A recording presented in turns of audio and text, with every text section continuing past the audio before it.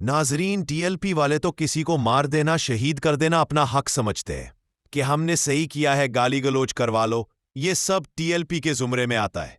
मगर शहबाज गिल साहब ने अहमदी डॉक्टर साहब की शहादत को लेकर पाकिस्तान में अक़लियतों के साथ बदतरीन सलूक की बहुत अच्छे अल्फाज में मजम्मत की।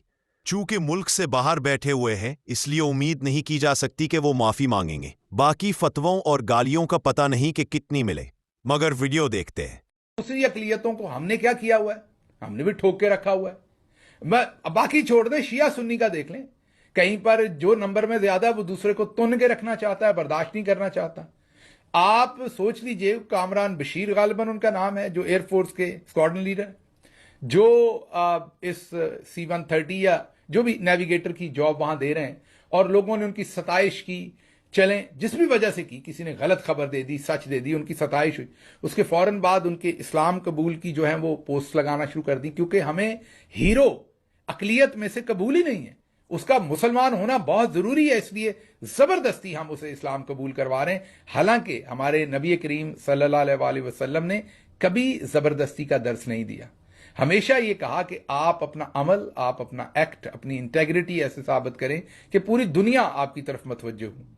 यही नहीं, हम कई बातें तो ऐसी हम कर ही नहीं सकते।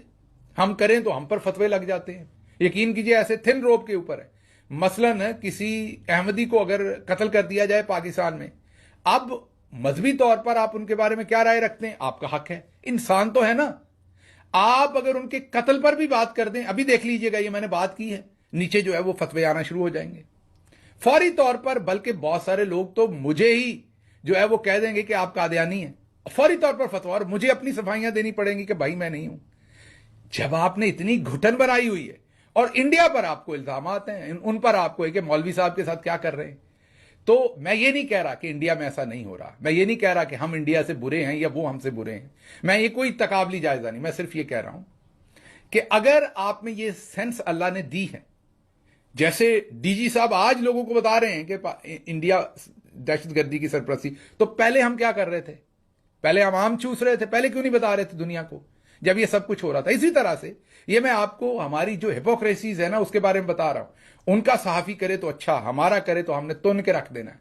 हमारा सच बोले तो वो गलत है, हमने कहना ये तो गद्दार हो गया, ये देखें मुल्क के इंटरेस्ट के खिलाफ बात करना शुरू हो गया। इसी तरह से मजहब के मामले में भी आप मजहबी, आप किसी को मुसलमान नहीं समझते, ना समझे, बिल्कुल आपका हक है। आप किसी को अच्छा मुसलमान समझते समझे, बुरा समझते समझे। आप क्रिश्चियनिटी को अच्छा समझते हैं, आपकी मर्जी है, नहीं अच्छा समझते आपकी, वो इंसान तो है ना, उनके साथ बराबर का सलूक तो करें। आप छोड़ दें बाकी सारी चीजें। आप रियासत मदीना, जिस पर बजिद है हमारे आर्मी चीफ ये कहने पर कि वो रियासत मदीना नहीं थी, रियासत तैयबा थी। चलें जी, आप रियासत तैयबा ही कह लें, लेकिन फिर उसके असूल तो फॉलो करें।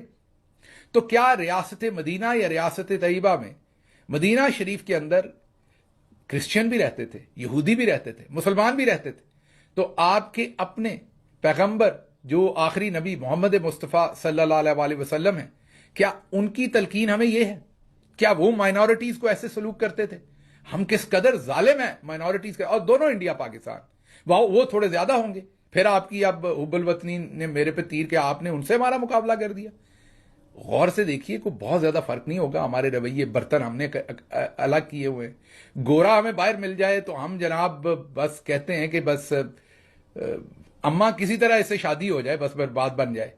तो पाकिस्तान के अंदर जो क्रिश्चियन है वो मतलब मैं क्या कहूं, तो this is very sad. We need to go for some introspection. अगर हमने